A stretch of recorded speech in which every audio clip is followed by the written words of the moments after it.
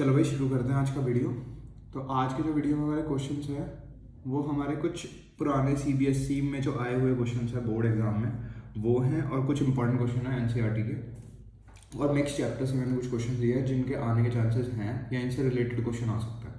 ठीक है, तो मैं आपको क्वेश्चन तो कराऊंगा ही कराऊंगा, साथ में आपको थोड़ा सा इनका इंट्रोडक्शन भी देता चलूँगा कि करते कैसे हैं इस टाइप के क्वेश्चन को।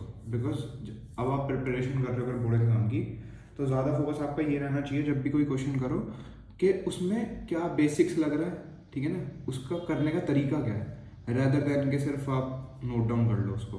Because questions as it is बहुत सारे आते भी हैं, लेकिन कुछ क्वेश्चंस में क्या होता है वैल्यूज़ बदल दी जाती है या थोड़ा सा कुछ और नया पूछ लिया जाता है। तो अगर आपको टॉपिक क्लियर होगा तो आपको प्रॉब्लम नहीं आएगी, है ना। बट अगर आप सिर्फ आपने सोल्यूशन देखा होगा कहीं से तो फिर आप नहीं कर पाओगे क्वेश्चन को, है ना, अगर उसमें थोड़ा सा ट्विस्ट डाल दिया तो केस स्टडी टाइप के क्वेश्चंस हैं या जो नए टाइप के कॉम्पिटेंसी बेस्ड क्वेश्चन है उसमें क्या हो रहा है थोड़ा सा एक्स्ट्रा बस पूछ लिया जाता है, तो उसमें आपको घबराने की कोई जरूरत नहीं है, आराम से क्वेश्चन सॉल्व हो जाएंगे।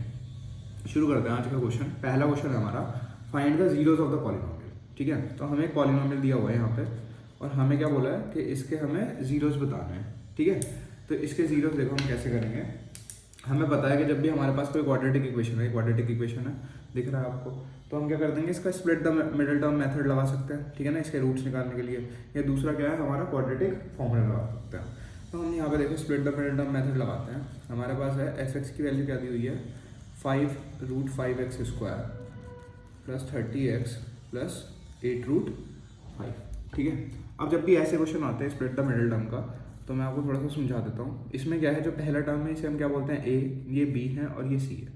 तो हमारा पहला काम होता है कि इस ए को मल्टीप्लाई करना है हमें किससे, सी से, और हम सिर्फ कोफिशिएंट के टर्म्स में बात करेंगे, ठीक है ना, x² से हमें मतलब नहीं है।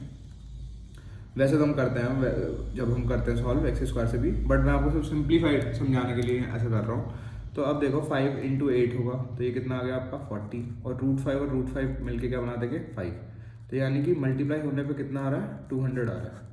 ठीक है, अब जो भी आपको मल्टीप्लाई होने के बाद आ रहा है उसे आपको क्या करना है फैक्टराइज करना है, और इस तरीके से ब्रेक करना है कि एडिशन या मल्टीप्लिकेशन करने पर ये वाला नंबर आ जाए और उन दोनों के नंबर्स की मल्टीप्लिकेशन हो तो हमारा ये वाला प्रोडक्ट आ जाए। अब देखो कैसे करेंगे। हमें पता है 30 को हम कैसे ब्रेक कर सकते हैं, 30 को तो बहुत तरीक़ों से ब्रेक कर सकते हैं। तो हम क्या करते हैं यहाँ पे प्राइम फैक्टराइजेशन करते हैं। ठीक है, तो हमने लिखा 2 से करा 100 आया, फिर 50 आया, फिर 2 से करा 25 आया, फिर 5 से करा हमारा 5 आया और ये 1 हो गया। ठीक है, अब देखो हम क्या करेंगे। हम देखो क्या क्या कर सकते हैं, हम कर सकते हैं यहाँ से 200 आ सकता है हमारा अगर मैं कर दूँ 8 × 25, बट उससे मेरा 30 नहीं बनेगा। अगर मैं 8 + 25 करता हूँ तो भी क्या बनेगा 33, और 25 - 8 करता हूँ तब भी क्या बनेगा 17। मल्टीप्लाई तो करने पे आ रहा है देखो, है ना। तो ये मैं सिर्फ आपको बता रहा हूँ कि किस तरीके से आपको करने हैं। दिख तो रहा है कि 20 और 10 से आ जाएगा साफ साफ, ठीक है ना, बट आप ढूंढोगे कैसे, तो ढूंढोगे ऐसे आप इनको मल्टीप्लाई कर करके केसेस बना के देखोगे। अब आप देखना यहाँ पर अगर आप 4 × 5 एक साथ ले लेते हो, यानी कि 20 को आपने एक साथ ले लिया और ये 10 को एक साथ ले लिया, तो इनको मल्टीप्लाई करने पे कितना मिल रहा है 200, और इन दोनों को अगर पॉजिटिव ही रखते हैं 20x और 10x, तो ये क्या दे देंगे हमें ऐड करने पे 30x भी दे देते हैं। ठीक है ना, तो यही हमें बस करना होता है। इसी को स्प्लिट द मिडिल टर्म बोलते हैं कि जो मिडिल टर्म है उसको इस तरीके से स्प्लिट कर लिया कि जो प्रोडक्ट है वो a × c मिल जाए और ये वाली वैल्यू तो एज इट इज ही रह जाए। तो यहाँ पे हम कर देते हैं यहाँ पे स्प्लिट। तो हमने लिखा 5√5x², यहाँ पे हमने लिख लिया 20x प्लस का 10x प्लस 8√5। ठीक है, अब इसको क्या करेंगे आगे पीछे करके लिख लेते हैं। ये हो गया 20x² plus 10x plus 20x plus 8√5। अब देखो जो ये 10 है ये भी क्या है बेसिकली 5 × 2 बना हुआ है। ठीक है, तो यहाँ से हम क्या कर सकते हैं 5 कॉमन ले लेते हैं। तो अगर मैंने 5 बाहर ले लिया और x भी बाहर ले लिया तो अंदर क्या बचेगा यहाँ से 5 और x, और यहाँ से क्या बच जाएगा प्लस का 2। फिर हम क्या करते हैं देखो जो यहाँ पर हमने लिखा है एज इट इज़ हम यहाँ पर लिखेंगे, पर अब इस वाली वैल्यू से मुझे बनाना है 20x। ठीक है, तो इसे किससे मल्टीप्लाई करेंगे 20x बन जाए, तो सबसे पहले तो इसका रूट हटाना पड़ेगा। तो उसके लिए तो किससे मल्टीप्लाई करना पड़ेगा √5 से, और √5 से मल्टीप्लाई करने पे कितना बन गया 5, और उसको किससे मल्टीप्लाई करना पड़ेगा 20 बनाने के लिए 4 से। तो हम इसको किससे मल्टीप्लाई कर देते हैं प्लस का 4√5। ठीक है, इस तरीके से आप निकालते हैं कि कैसे आपकी वैल्यू बनेगी। आपने कई बार क्वेश्चंस करते हुए देखा होगा कि कैसे मल्टीप्लिकेशन होती है इनकी। तो ये होता है, जो ये वाली वैल्यू है इसको ये बनाना है 20x, ठीक है ना। तो पहले तो इसका रूट हटाया √5 से और इंटू 4 कर दिया तो मल्टीप्लाई करने पे 20x आ जाएगा।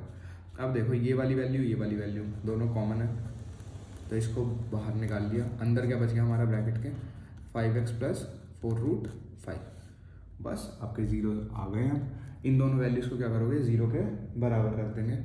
तो इक्वेट कर लेते हैं, √5x + 2 = क्या हो जाएगा, 0।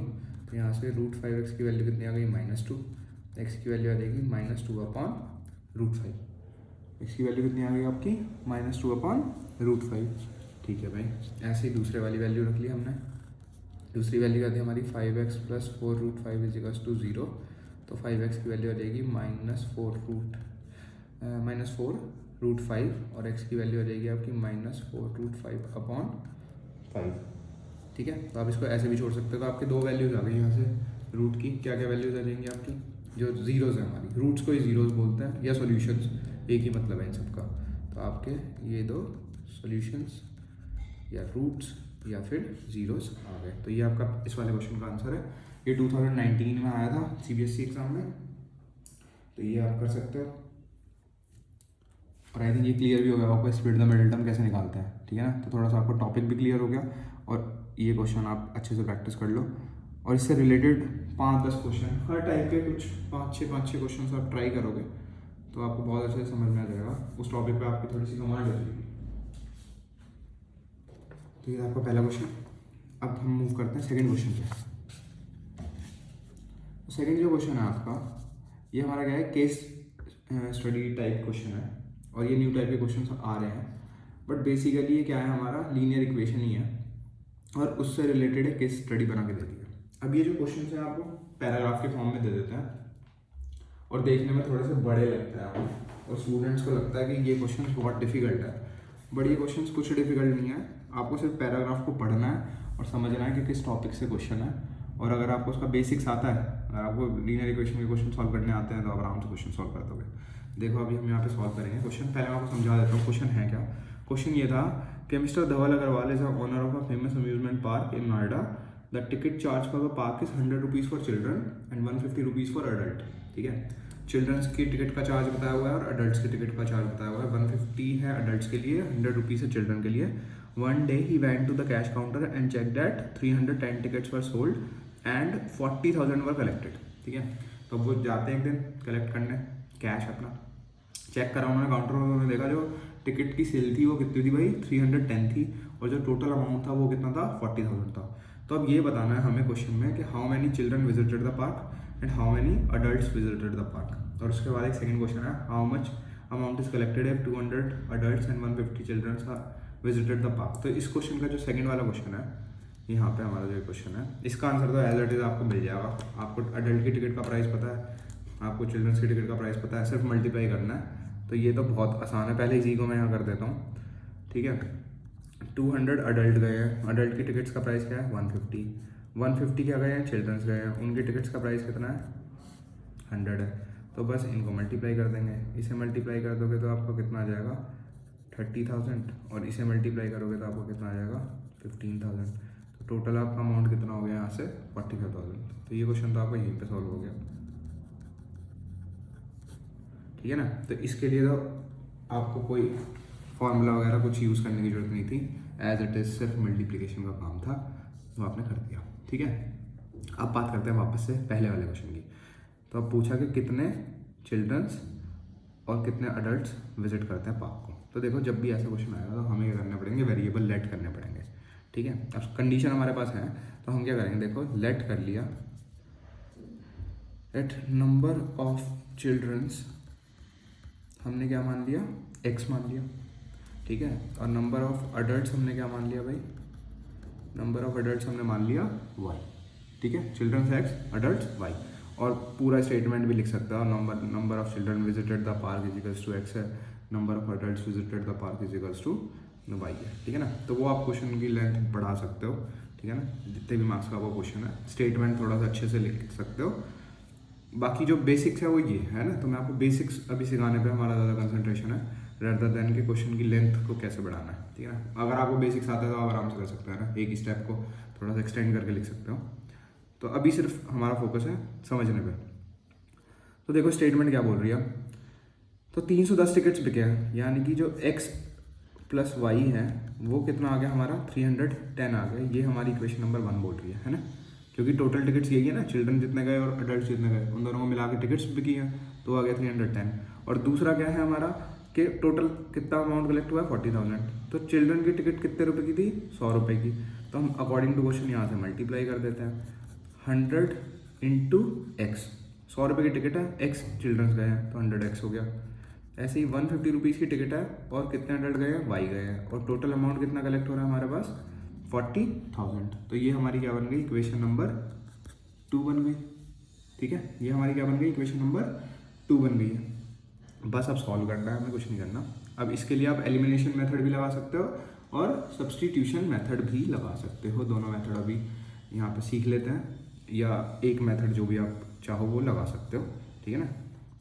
तो सबसे पहले देखो इसको क्या करना है, इक्वेशन को सिंप्लीफाई करके थोड़ा सा लिखते हैं। देखो भाई यहाँ पे सब में 10 से मल्टीप्लिकेशन हो रही है, तो इसको हम क्या लिख सकते हैं, 10x plus 15y is equals to क्या आ जाएगा 4000। 10 से डिवाइड कर दिया थ्रू आउट इक्वेशन को, ठीक है। अच्छा यहाँ से मैंने बना लिया इसको इक्वेशन नंबर 3।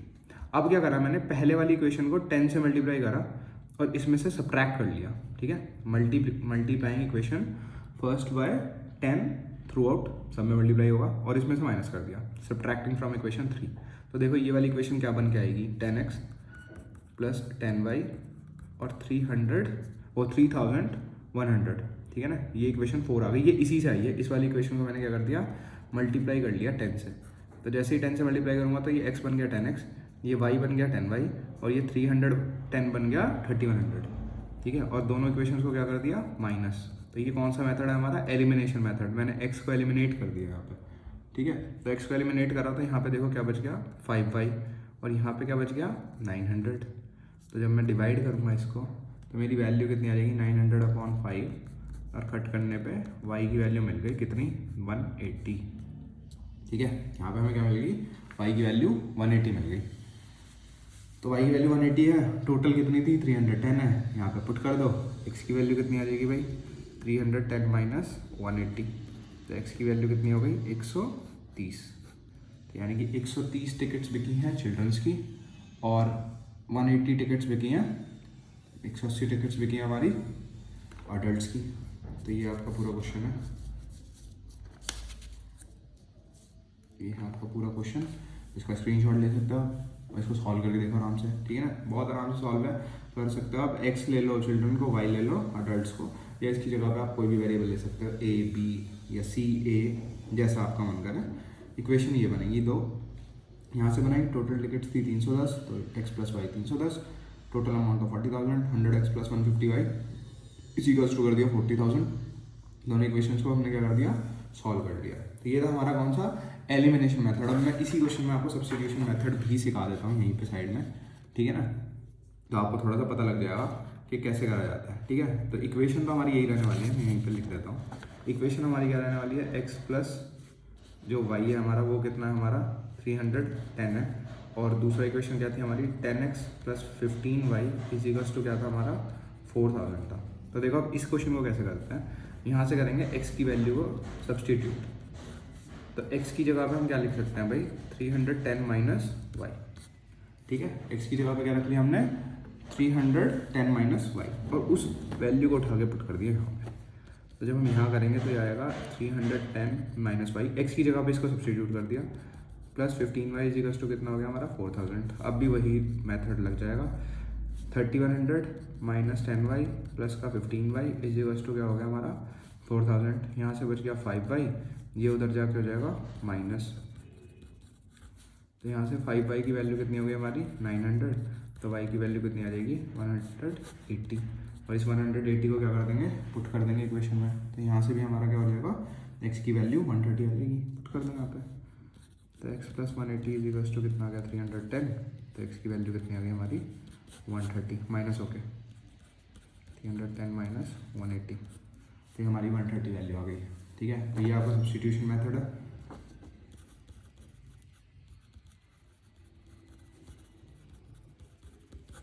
और इससे जो पहले हमने मेथड करा था वो एलिमिनेशन मेथड था, ठीक है। तो जब क्वेश्चन में लिखा नहीं होता, मेंशन नहीं है कि आपको सब्स्टिट्यूशन करना है या एलिमिनेशन करना है, तो आप कोई भी मेथड यूज़ कर सकते हो, ठीक है। बट कुछ क्वेश्चंस कभी कभी क्या होते हैं, मेंशनड होके आते हैं कि आपको सॉल्व करनी है इक्वेशन, और कौन से मेथड से सॉल्व करनी है भाई, सब्स्टिट्यूशन मेथड से सॉल्व करनी है या फिर आपको एलिमिनेशन मेथड से यूज़ करना है, ठीक है ना। पहले हमारा क्रॉस मल्टीप्लिकेशन मेथड भी होता था, बट अगर एनसीईआरटी के सिलेबस से हट गया है क्लास 10th के वो, तो वो भी मेथड होता था, तो उससे भी सॉल्व करते थे, बट अब वो नहीं है सिलेबस में, तो उससे मैं नहीं करवा रहा हूँ फिर आपको अभी। तो आप ये दोनों मेथड्स अभी सीख लो, और आई होप कि क्लियर हो गया होगा आपको ये दोनों मेथड्स के कैसे करते हैं। और इससे रिलेटेड फिर अगेन वही बात है, 5-6 क्वेश्चन जो भी टॉपिक करो आप प्रिपेयर, तो उसका इसी तरीके से प्रिपेयर करोगे हर टाइप के 2-2, 3-3, 4-4। कुछ क्वेश्चन है जिसके ज़्यादा टाइप्स नहीं है, तो जितने आपके एनसीईआरटी के बुक में हैं या प्रीवियस ईयर्स में आए हुए क्वेश्चन है वो करो। जिनके हैं बहुत सारे क्वेश्चन, उनके 5-6 मैक्सिमम कोई हैं बहुत ही ज़्यादा तो 10 क्वेश्चन, ठीक है ना। तो आपको कमांड हो जाएगी इस टॉपिक पे। हमारा सेकंड क्वेश्चन डन हो गया विद दिस। हम मूव करते हैं थर्ड क्वेश्चन की तरफ। तो थर्ड क्वेश्चन हमारा वो है हमारा एपी से, ठीक है। थर्ड क्वेश्चन हमारा कौन सा टॉपिक से है, एपी से है, और सीबीएसई बोर्ड्स एग्जाम में आया हुआ है 2022 में हमारा ये वाला क्वेश्चन, ठीक है ना। तो देखो इस क्वेश्चन को सॉल्व करते हैं, इसका थोड़ा सा बेसिक्स भी समझते हैं। तो सबसे पहले तो मैं 2 फॉर्मूलाज बता देता हूँ आपको जो आप एपी में यूज़ करने वाले हो थ्रू आउट। एक तो फॉर्मूला होता है ए एन का, जो होता है A plus N minus 1 into D. दूसरा फॉर्मूला होता है एस एन का, जो होता है N upon 2 A plus N minus 1 into D. और इसी का एक और फार्मूला होता है N upon 2 A plus N. अब इसमें क्या क्या होते हैं, ये ए जो होता है ये फर्स्ट टर्म होता है, एन होता है नंबर ऑफ टर्म्स या जो भी टर्म आप निकाल रहे हो उसके लिए, और डी होता है कॉमन डिफरेंस। सेम यहाँ पर वही चीज़ें हम पुट करते हैं। एल जो है ये नई चीज़ आई है यहाँ पे थोड़ी सी, ये होती है लास्ट टर्म, ठीक है, लास्ट टर्म या nth टर्म भी बोलते हैं हम। एपी का मैंने इंट्रोडक्शन वीडियो डाला हुआ है, तो आप एपी के इंट्रोडक्शन वीडियो से भी इसको देख सकते हो, है ना। ये पूरा अच्छे से एक्सप्लेन करा हुआ है वहाँ पे। और अब इस क्वेश्चन को भी करेंगे तो थोड़ा सा और आपको क्लियर हो जाएगा, ठीक है, कि क्या कैसे करते हैं क्वेश्चन को। तो यहाँ पे देखो बोला है nth टर्म जो है किसी भी कोई भी इस एपी की वो मिलती है, इससे हमें 5 माइनस 2n वाले फॉर्मूले से मिलती है। और हमें क्या करना है भाई, सम निकालना है फर्स्ट 20 टर्म्स का। क्या करना है, फर्स्ट 20 टर्म्स का हमें सम निकालना है। तो चलो शुरू करते हैं इस क्वेश्चन को। अगर आपको आता है एपी वाला क्वेश्चन, तो आप एक काम कर सकते हो, वीडियो को पॉज करके एक बार क्वेश्चन को सॉल्व करके देख सकते हो, और फिर मैं सॉल्व करवा ही रहा हूँ अभी, तो आप अपना आंसर मैच कर सकते हो, ठीक है। चलो तो आप पॉज कर लेना, सॉल्व करना, और उसके बाद आके वीडियो को देख सकते हो, ठीक है। तो हम सॉल्यूशन शुरू करते हैं यहाँ पे क्वेश्चन का। तो देखो क्या है, कोई भी टर्म निकालनी है तो वो किस फॉर्मूले से मिल रही है, ये हमारा ए एन होता है 5 माइनस 2n। तो अगर मैं चलो फर्स्ट टर्म ही निकाल देता हूँ यहाँ से, तो फर्स्ट टर्म क्या निकलेगी भाई, 5 2 n की जगह पे क्या डाल देंगे 1, तो 5 माइनस 2। पहली टर्म कितनी मिल गई मेरे को, 3, ठीक है भाई। सेकंड टर्म निकाल लेते हैं। सेकंड टर्म क्या निकलेगी, 5 माइनस 2 इंटू 2, तो 5 माइनस 4, वैल्यू कितनी आ गई 1। सेकंड टर्म भी मिल गई। अब इन्होंने क्या पूछा था, हमें फर्स्ट 20 टर्म्स का सम निकालना है, ठीक है। तो 2 टर्म मेरी निकल गई, एपी में है ये, तो क्या करेंगे, यहाँ से कॉमन डिफरेंस निकालेंगे, या एक टर्म और निकाल लो अगर आपको दिखाना ही है सिर्फ करके। तो जाएगा 5 माइनस 6, वैल्यू हो गई -1। बट काम तो हमारा 2 टर्म से ही चल जाएगा, ठीक है। हमें क्या निकालना है, डी निकालना है। तो डी क्या होता है, आप निकाल सकते हो second term minus first term, वहाँ से डी निकलता है, ठीक है ना। कोई भी टर्म में से उसका प्रीवियस टर्म माइनस कर दो, वो डी निकाल देता है। तो ये जाएगा 1 माइनस 3, तो डी की वैल्यू कितनी हो गई आपकी -2। डी कितना हो गया आपका -2, ठीक है। हमें निकालना है फर्स्ट 20 टर्म्स का सम। तो हम क्या करेंगे, पहले या तो 20th टर्म ही निकाल लो और ये वाला फॉर्मूला लगा सकते हो, या क्या है फॉर्मूला पुट कर दो नॉर्मल 20 टर्म्स का। तो दोनों से कर देता हूँ मैं यहाँ पे, देखो कैसे करेंगे।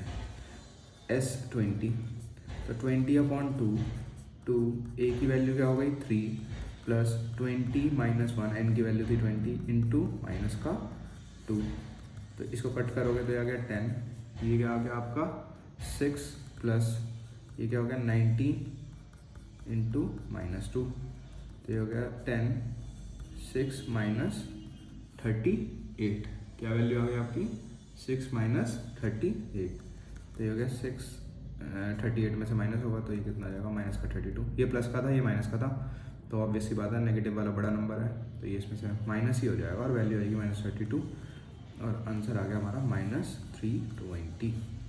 ठीक है, हमारा आंसर कितना आ गया, माइनस का 320। तो ये था हमारा सम पहली 20 टर्म्स का उस AP का जिसकी हर टर्म हमें कैसे मिलती है 5 - 2n से। ठीक है, ये तो एक मेथड हो गया। दूसरा मेथड क्या था कि आप लास्ट की टर्म ही निकाल लो इससे। अब आपको D पता है, आपको पता है 20th टर्म होगी लास्ट टर्म है ना, तो A20 कैसे निकलेगा, A + 19 D से। A कितना 3, 19 × -2 ये हो जाएगा माइनस का 38। लास्ट टर्म हमारी कितनी हो गई, माइनस का 35। लास्ट टर्म पता लग गई हमें। अब फॉर्मूला ये रहा SN का, तो 20/2 A की वैल्यू है 3, लास्ट की टर्म की वैल्यू है -35, n/2 A + L। तो यहाँ से भी वही हमारा आंसर आ जाएगा -320। तो मैथ्स में वही वाली बात है, एक क्वेश्चन को करने के बहुत सारे सॉल्यूशंस होते हैं। ठीक है, तो आपको जोन सा भी अच्छा लगे, दोनों ही हमारे NCERT मेथड्स हैं हमारे। ठीक है ना, तो आपके क्लास 10 के लिए दोनों ही मेथड आप अप्लाई कर सकते हो। कुछ ऐसा नहीं है कि आउट ऑफ सिलेबस है ये है वो है। ठीक है, बहुत सारे टीचर बोलते हैं आपने कौन से मेथड से कर दिया, ऐसे नहीं करना था, ऐसे करना था। आप बोर्ड एग्जाम में ऐसे करके आओ या आप ऐसे करके आओ, दोनों मेथड बिल्कुल सही है। ठीक है, कुछ याद करने की चीज़ है इसमें, बेसिक टॉपिक लगा दिया हमने। तो जिन लोगों ने सॉल्व करा था पहले क्वेश्चन, वो एक बार चेक कर लो कि भाई उनका आंसर सही आया या नहीं आया। और अगर सही आया तो वेरी गुड, आप अच्छे से प्रिपरेशन कर रहे हो अपनी, और सही नहीं आया था तो आप फिर सही से कर लो इसको। ये आपका सामने सोल्यूशन है ना, और इससे रिलेटेड फिर अगेन क्वेश्चन प्रैक्टिस करो। नेक्स्ट है आपका क्वेश्चन नंबर 4। क्वेश्चन 4 आपको देखो क्या बोल रहा है, ये हमारा है अपना ट्रिग्नोमेट्री से क्वेश्चन। ठीक है, और ये क्वेश्चन में एक आइडेंटिटी बस यूज़ करनी है, तो उसके लिए आपके लिए करवा रहा हूँ मैं क्वेश्चन। ठीक है, हमारे पास क्वेश्चन क्या है, sin³ theta + cos³ theta upon sin theta + cos theta, और हमें ये बराबर प्रूफ करना है 1 - sin थीटा × cos थीटा। ठीक है, अब कैसे करेंगे देखो इस क्वेश्चन को। यहाँ पे हमारी एक आइडेंटिटी है, सबसे पहले देखो उस आइडेंटिटी को ही लिख देता हूँ यहाँ पे। a³ + b³ जो हमारा होता है वो होता है a + b, a² - ab + b²। ठीक है, ये हमारी आइडेंटिटी होती है a³ + b³ की। ठीक है, तो अब यहाँ पे a³ + b³ की फॉर्म में दिया हुआ है ये, इसलिए हम इसको यूज़ करेंगे। ठीक है, तो अगर आपको ये याद है तो गुड, नहीं याद है तो आप इसे लिख लो एक जगह पर और इससे रिलेटेड क्वेश्चन करो, क्योंकि ये आते हैं क्यूब वाले क्वेश्चंस भी, तो आपको आना चाहिए ये। ठीक है, और बच्चे ये कन्फ्यूज हो जाते हैं, ये आइडेंटिटी ब्रेक नहीं करनी आती। a + b का होल क्यूब तो आपने याद कर लिया होता है, लेकिन ये वाला याद नहीं होता है। ठीक है ना, तो नहीं है याद तो करो याद, बस ये है तो फिर क्वेश्चन डन है। इसको इसी फॉर्म में ले लिया हमने। देखो अब ये क्या है, a³ + b³, तो इसकी जगह पे क्या आ सकता है, ये क्या काम करेगा मेरा a का, और ये किसका काम करेगा b का, तो बस यूज़ करो। sin थीटा + cos थीटा, यहाँ पे क्या हो जाएगा भाई sin² थीटा, और यहाँ पर हो जाएगा मेरा minus sin theta × cos theta, और प्लस में क्या हो जाएगा cos² थीटा, अपॉन में क्या है sin थीटा + cos थीटा। तो अब ये मल्टीप्लिकेशन में वैल्यू, नीचे sin थीटा + cos थीटा, ऊपर भी sin थीटा + cos थीटा, तो ये दोनों क्या हो जाएंगे, कैंसिल आउट हो जाएंगे। तो हमारे पास वैल्यू क्या बच गई, हमारे पास वैल्यू बच गई sin² theta + cos² theta minus sin theta × cos theta. ठीक है, अब आपने ये आइडेंटिटी पढ़ी है कि sin² थीटा + cos² थीटा किसके बराबर होता है, 1 के, है ना। तो आप यहाँ पे लिख देंगे कि because sin² theta + cos² theta 1 के बराबर होता है, तो इसकी जगह पे हम क्या कर सकते हैं, 1 पुट कर सकते हैं, तो 1 - sin थीटा × cos थीटा, और यही आपको प्रूफ करना था। तो आपका LHS किसके बराबर हो गया, आपके RHS के, प्रूव हो गया आपका क्वेश्चन। ठीक है, तो इसी तरीके से आपको एग्जाम में करके आना है। प्रॉपर से जो भी आइडेंटिटी यूज़ करोगे उसको या तो बीच में डिफाइन कर दो या ऐसे साइड में डिफाइन कर सकते हो। रीज़न जो होंगे आपके वो साइड में आप डिफाइन कर दो, है ना, बिकॉज आप डायरेक्ट अगर लिख के आ जाओगे तो हो सकता है टीचर मार्क्स कट कर लें आपके, बट आप प्रॉपरली अगर लिख के आओगे कि भाई आपको ये आइडेंटिटी मैंने यहाँ पे यूज़ करी है अंडरलाइन कर दिया पेंसिल से और प्रॉपरली आपने जो आंसर है प्रूव करके दिखा दिया। LHS RHS बराबर आ गया, अच्छे से आपने प्रूव कर दिया, आपको फुल मार्क्स मिलेंगे। मैथमेटिक्स ऐसा एक टॉपिक है, चैप्टर है, वो है हमारा सब्जेक्ट जो हमारा क्या है, हमेशा फुल मार्क्स लाने के लिए सबसे ईजी सब्जेक्ट है, ठीक है ना। आप सोशल हो गया, इंग्लिश हो गया, इनमें क्या है थ्योरी आपको लिखनी पड़ती है बहुत ज़्यादा, और आपने कहीं पर भी हल्की फुल्की मिस्टेक कर दी, हिंदी में भी स्पेशली मिस्टेक कर दी कहीं पर, आपके मार्क्स बहुत कटते हैं। लेकिन मैथ्स में ऐसा है आपका कि हाई स्कोरिंग सब्जेक्ट है, जिनको समझ में आ गया, जिन्होंने बेसिक्स अच्छे से कर लिया, बहुत बच्चे इसमें फुल स्कोर करते हैं। आप भी कर सकते हो अगर आप अच्छे से प्रैक्टिस करोगे, ठीक है। तो करते रहो प्रैक्टिस। अब तो आपका एग्ज़ाम सीजन है, बिल्कुल डेट शीट आ चुकी है, आपको पता है क्या करना है, आपके पास सारा मटेरियल है, हम लोग आपकी वीडियोस बना के हेल्प कर रहे हैं, आप इनको देखो, अच्छे से करो, ठीक है। अब है NCERT का एक क्वेश्चन है हमारा, हाइट, जो हमारा हाइट एंड डिस्टेंस चैप्टर हमारा 9 है, ठीक है। और ट्रिग्नोमेट्री की एप्लीकेशन इसमें भी यूज़ होती है थोड़ी सी, तो उससे रिलेटेड क्वेश्चन है। तो ये क्वेश्चन मैं आपको करवा देता हूँ, ठीक है। देखो यहाँ पे हमें क्या बोला है, क्वेश्चन समझा देता हूँ पहले मैं आपको। ये बोल रहा है contractor plans to install 2 slides for the childrens to play in the park for the children below the age of 5 years. She prefers to have a slide whose top is at height 1.5 metre and is inclined at angle 30 degree, ठीक है। अब देखो ये inclination का जो हमारा rule है वो क्या है कि जितना इंक्लाइंड होगा, ठीक है ना, उतनी ही ज़्यादा क्या होगी, हाइट होगी, ठीक है ना। अगर 30 डिग्री पे आप कर रहे हो तो जो लेंथ होगी स्लाइड की वो ज़्यादा होगी, हाइट जो स्लाइड की होगी वो क्या होगी, कम होगी, ठीक है। लेकिन अगर आपने जो एंगल जो आपका है, जो स्लोप बन रहा है, अगर आपने उसको ज़्यादा कर दिया तो आपकी हाइट ज़्यादा हो जाएगी और लेंथ ऑफ जो स्लाइड है वो क्या हो जाएगी, कम हो जाएगी, ठीक है। तो आप कैसे करेंगे देखो, तो क्वेश्चन हम यहाँ पे सॉल्व करते हैं।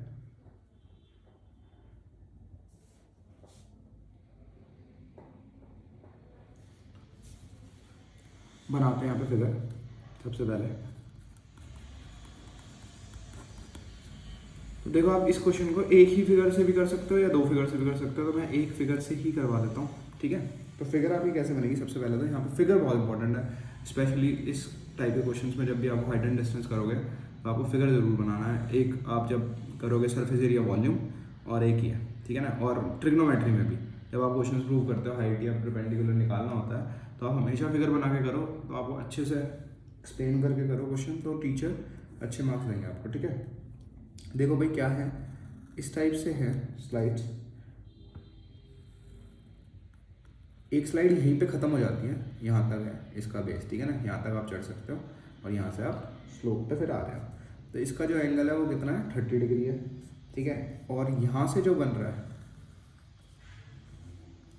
ये जो हाइट है यहाँ तक, यहाँ पे से आप आ रहे हो नीचे, इसकी पूरे की जो हाइट है वो कितनी है भाई, 3 मीटर है। तो ये ऊपर से नीचे तक कितना है, 3 मीटर, और जो यहाँ से लेकर यहाँ तक है वो कितना है, 1.5 मीटर। इसको हमने नाम दे दिया, ये हो गया BD, ये हो गया हमारा A, इसको नाम दे दिया E, और ये क्या हो गया हमारा C, ठीक है। ये एंगल 30 डिग्री है, ये एंगल कितना है, 60 डिग्री है, ठीक है। अब आप इसकी अगर लेंथ देखोगे तो इससे तो बड़ी है, ऑब्वियस सी बात है, लेकिन जो 30 डिग्री अगर मुझे बनाना होता है इसी को, तो मुझे इसको और आगे तक एक्सटेंड करना पड़ता, तो इसकी लेंथ बहुत बड़ी हो जाती एज़ कम्पेयर टू दिस। तो ये मैं आपको बता रहा था, आपको स्टार्टिंग में मैंने बताया। तो ये क्या है आपका, D था ये, ठीक है। तो ये क्या है आपका, स्लोप है, ये आपका एंगल है। तो आप देखो बहुत आराम से ये क्वेश्चन तो सॉल्व हो ही चुका है, ठीक है। इसमें ये पूछ रहा है what should be the length of each slide, इनकी लेंथ बतानी है आपको, तो बहुत आराम से आप क्वेश्चन सॉल्व कर लोगे। आपको पता है कि जो tan थीटा होता है, यानी कि जो tan 30 है, मैं 30 के लिए ले रहा हूँ, तो ये क्या होता है हमारा परपेंडिकुलर अपॉन में क्या होता है, बेस होता है, ठीक है। tan 30 है हमारा परपेंडिकुलर अपॉन में बेस है, या हम tan 30 भी ना लगाएं, हमें बेस तो चाहिए नहीं, हमें तो हाइपोटेनस चाहिए, तो हम क्या कर सकते हैं, डायरेक्ट sin 30 लगा देते हैं। sin 30 क्या देगा हमें, परपेंडिकुलर अपॉन हाइपोटेनस, ठीक है ना। तो हम डायरेक्ट sin 30 लगा देते हैं, बिकॉज tan 30 से तो मैं बेस निकालूंगा, फिर बेस से फिर आप पाइथागोरस थ्योरम निकाल के फिर आप इसकी वैल्यू निकालोगे, तो आप डायरेक्ट ही कर दो, ठीक है ना। आपको इतना लंबा करने की जरूरत नहीं है, और वो हमसे पूछा भी नहीं है, हमसे तो सिर्फ ये पूछा है। अगर बेस भी पूछा होता, ये भी पूछा होता कि BC कितना है, तब आप फिर tan 30 लगाते हैं और बेस भी निकालते हैं, बट हम यहाँ पे डायरेक्ट साइन 30 से करेंगे। देखो परपेंडिकुलर अपॉन हाइपोटेनस, तो यहाँ पर परपेंडिकुलर का काम कौन कर रहा है भाई? अगर मैं ट्राइंगल लेता हूँ, ट्राइंगल कौन सा ले रहा हूँ मैं? ये वाला BEC। BEC में क्या है देखो, मेरा परपेंडिकुलर का काम कौन करेगा? BE, और हाइपोटेनस का काम कौन करेगा? EC। ठीक है, और साइन 30 की हमें वैल्यू पता है कितनी होती है? 1/2 होती है, तो यहाँ पे पुट कर दिया 1/2। परपेंडिकुलर है 1.5 और हाइपोटेनस है हमारा EC, तो ये क्रॉस मल्टीप्लिकेशन हो जाएगी और EC की वैल्यू कितनी मिल जाएगी? 3 मीटर। तो यानी कि जो आपकी स्लाइड की जो लेंथ है, जो चिल्ड्रन जो बिलो 5 है उनके लिए जो स्लाइड की लेंथ है वो कितनी हो जाएगी भाई? 3 मीटर्स हो जाएगी। ठीक है, ऐसे ही सेम क्या कर दोगे आप? ये वाले चिल्ड्रंस के लिए कर दोगे। इस बार कौन सा ट्राइंगल ले रहे हैं हम? इस बार ट्राइंगल ले लिया हमने ABD। अब ABD ट्राइंगल ले रहे हो तो यहाँ पर भी देखो परपेंडिकुलर हाइपोटेनस सेम वही है, तो हम क्या यूज़ करेंगे? Sine 60 perpendicular upon hypotenuse. Again perpendicular का काम कौन कर रहा है? AB, हाइपोटेनस का काम कौन कर रहा है? AD। ठीक है, साइन 60 की हम वैल्यू पुट कर देंगे। साइन 60 की वैल्यू हमारी क्या है? √3/2। AB की वैल्यू कितनी है हमारी? 3 मीटर्स का टोटल। AD की वैल्यू निकालनी है, तो AD की वैल्यू क्या आएगी? देखो √3 × AD, ये आ जाएगी हमारी 6। ठीक है, और अगर मैं AD निकालूंगा तो ये कितना आएगा? 6/√3। कितना आ गया हमारा? 6/√3। अब इसको ऐसे नहीं छोड़ना हमें कभी भी, जब भी क्वेश्चंस आएंगे आपके हाइट एंड डिस्टेंस के या आपके ट्रिग्नोमेट्री के, तो हमेशा रैशनलाइज करके ही सॉल्व करके देना आपको आंसर। ठीक है, तो ऊपर नीचे क्या करा? √3 से मल्टीप्लाई कर लिया, तो आपकी वैल्यू कितनी आ जाएगी? 6√3, और √3 मिलके क्या हो गया? 3, और ये क्या कर देगा? इसको कट कर देगा, तो जो फाइनल आंसर आएगा वो आएगा 2√3 मीटर्स। ठीक है, तो क्या आंसर आ गया हमारा? 2√3 मीटर्स। और ये 2√3 मीटर्स को आप वैसे एग्जैक्ट भी बता सकते हो, ये क्या आने वाला है आपका? 1.732 होता है, तो 2 × 1.732 भी कर सकते हो। ठीक है ना, तो आपका 4, 6 और ये 4 और ये 3.464 मीटर हो जाएगा। बट आप यहाँ पे भी डालोगे तो आंसर सही है, बिकॉज NCERT में इतना ही दिया हुआ है आंसर। सॉल्व करके लिखोगे तो वो भी ठीक है। ठीक है, तो छोटे बच्चों के लिए बिलो 5 ये हाइट आ गई स्लाइड की, अबव 5 के लिए ये हाइट आ गई स्लाइड की। तो ये पूरा क्वेश्चन है आपका, आप पूरा क्वेश्चन देख सकते हो। ये आपका हाइट एंड डिस्टेंस का था। तो ये कुछ क्वेश्चन थे इंपॉर्टेंट, हमने कुछ 5 क्वेश्चन करे हैं आज। ठीक है, कुछ NCERT के क्वेश्चन थे, कुछ CBSE के पुराने आए हुए क्वेश्चन थे, कुछ क्वेश्चंस एक क्वेश्चन बोल सकते हैं आप जो ऐसा है जो केस स्टडी टाइप था, हमने केस स्टडी टाइप भी करा है, और आने वाले जो वीडियोस हैं उसमें भी हम केस स्टडी टाइप पर हम जरूर फोकस करेंगे, बिकॉज केस स्टडी टाइप में ही बच्चों को सबसे ज़्यादा प्रॉब्लम आती है। ठीक है ना, और वो उन्हें करने समझ नहीं आता कि करना कैसे। ठीक है, तो ज़्यादा से ज़्यादा केस स्टडी टाइप के क्वेश्चन की हम प्रैक्टिस करेंगे। एक वीडियो बनाएंगे specially dedicated for case study type question he, long question है। और इसके अलावा आप सारे क्वेश्चन करते रहो अच्छे से, बेसिक सब टॉपिक्स का अच्छे से करते रहो, तो आपको केस स्टडी टाइप क्वेश्चन में भी कोई प्रॉब्लम नहीं आएगी। और न्यू टाइप के जो क्वेश्चन आ रहे हैं कॉम्पिटेंसी बेस्ड, तो वो भी आप करो प्रैक्टिस।